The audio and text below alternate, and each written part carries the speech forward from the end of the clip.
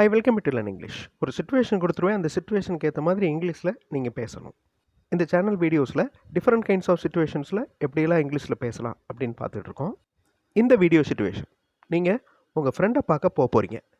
அப்போ உங்களுடைய ஃபாதர் கூப்பிட்டு பேங்க்குக்கு போய் டெபாசிட் பண்ணிட்டு வா அப்படின்னு சொல்கிறாரு. நீங்கள் அதுக்கு ஃப்ரெண்டை பார்த்துட்டு வர்றப்ப நான் பேங்க்கு போயிட்டு வரேன் அப்படின்னு சொல்ல போகிறீங்க. ஃபாதர் கேட்குறதுனா நீ எங்கே போயிட்டுருக்க அப்படின்னு தான் கேட்பார். Where are you going? நான் என் நண்பனை சந்திக்கப் போகிறேன். Immediate future. இமீடியட் ஃப்யூச்சர், உடனே நடக்க போகிற ஒரு விஷயம். Immediate future. இந்த இமீடியட் ஃப்யூச்சர் வந்துச்சுன்னா வில் யூஸ் பண்ண தேவையில்லை. சிம்பிள் ஃப்யூச்சர் டென்ஸில் யூஸ் பண்ணுற மாதிரி வில் யூஸ் பண்ண தேவையில்லை. கோயிங் டு யூஸ் பண்ணலாம். So I am going to meet my friend. நான் என் நண்பனை சந்திக்கப் போகிறேன். அதுக்கு முன்னாடி ஒரு வேலை செய் அப்படின்னு சொல்லுவார். பிஃபோர் தேட், அதற்கு முன் டூ யர் ஒர்க், ஒரு வேலை செய். ஸோ இந்த டயலாக்ஸ் எப்படியெல்லாம் வேறு வேறு வகைகளில் பேசலாம் அப்படிங்கிறத பார்க்கலாம் அந்த வீடியோவில். இப்போ டைரெக்டாக உங்களை கமாண்ட் பண்ணலாம். Go to bank and deposit money. பேங்க்குக்கு போ, மணி டெபாசிட் பண்ணு. Go to bank and deposit money. இதில் கோ அப்படிங்கிறது வேர்பு, டெபாசிட் அப்படிங்கிறது வேர்பு. வேறு எந்தெந்த வகைகளில் சொல்லலாம்? டெபாசிட் மணி இன் பேங்க், இந்த ஒரு சென்டென்ஸ்லையும் முடிக்கலாம்.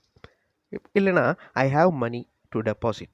டெபாசிட் பண்ணுறதுக்கு என்னிடம் பணம் இருக்கிறது. I have money to deposit. Go to bank and deposit. பேங்க்குக்கு போ, டெபாசிட் பண்ணு. இப்போ இதே ஸ்ட்ரக்சரில் எக்ஸாம்பிள்ஸ் பார்க்கலாம். நீங்கள் ட்ரை பண்ணுங்கள். காலேஜுக்கு போய் பிரின்ஸ்பாலை பார்த்துட்டு வா. வீடியோ பாஸ் பண்ணிக்கோங்க. இந்த சென்டென்ஸை நீங்கள் ஃப்ரேம் பண்ணுங்கள். Go to college and meet the principal. ரொம்ப சிம்பிள். இந்த மாதிரி டைப் ஆஃப் சென்டென்சஸை இம்பரேட்டிவ் சென்டென்சஸ் அப்படின்னு சொல்லுவோம்.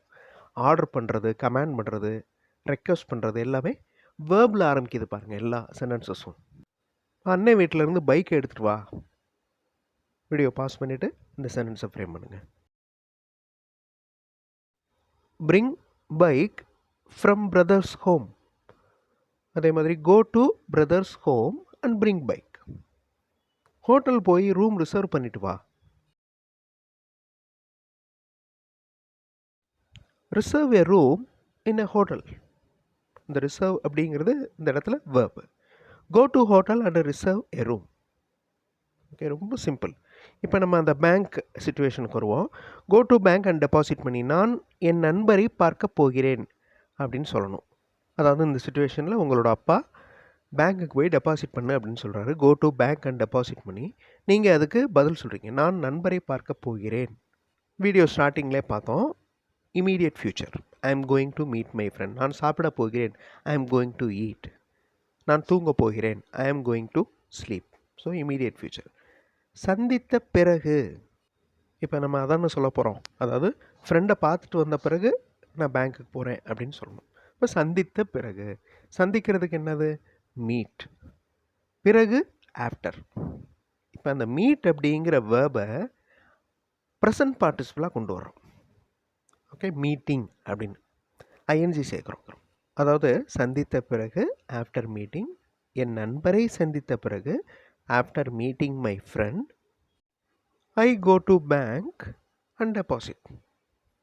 நான் பேங்க் சென்று டெபாசிட் செய்கிறேன். இப்போ இந்த ஃபுல் சென்டென்ஸை பார்ப்போமா? என் நண்பரை சந்தித்த பிறகு நான் பேங்க் சென்று டெபாசிட் செய்கிறேன். After meeting my friend. அந்த மீட்டிங் அந்த வார்த்தையை நோட் பண்ணுங்கள். ஸோ வேர்ப் அது. அந்த வேர்பை நம்ம ஜெரண்ட் ஃபார்ம் மாதிரி நவுனாக மாற்றுறோம். After meeting my friend, I will go to bank and deposit. இந்த இடத்துல வில் வந்திருக்கு. Will future. நான் அதுக்கப்புறம் பேங்க்குக்கு போகிறேன் அப்படின்னு அர்த்தம். After meeting my friend, I will go to bank and deposit. அதே ஸ்ட்ரக்சரில் இந்த சென்டென்ஸை ஃப்ரேம் பண்ணுங்கள். நான் எழுதிய பிறகு உங்களுக்கு கொடுக்குறேன். I give you after I write. இந்த மாதிரி சொல்லக்கூடாது. ஆஃப்டர் ரைட்டிங், இந்த ரைட் அப்படிங்கிற வேர்பை ஐஎன்ஜி சேர்த்து ஜெரண்ட் ஃபார்ம் ஆக்கியிருக்கோம். After writing, I will give you. Present participle மாதிரி. After writing, I will give you. எழுதிய பிறகு உங்களுக்கு கொடுக்குறேன். அவருடைய வருகைக்கு பிறகு நான் போகிறேன். வருகை அப்படிங்கிறதுக்கு வர்றதுக்கு அரைவ். இது எப்படி இந்த சென்டென்ஸை ஃப்ரேம் பண்ணுவீங்க? அவருடைய வருகைக்கு பிறகு, ஆஃப்டர் ஹிஸ் அரைவல். இந்த அரைவ் அப்படிங்கிற வேர்ப் அரைவல் அப்படின்னு மாறி இருக்கு, நவுன் ஃபார்மாக மாறி இருக்கு. After his arrival I will go. சமைத்த பிறகு நான் பரிமாறுகிறேன்.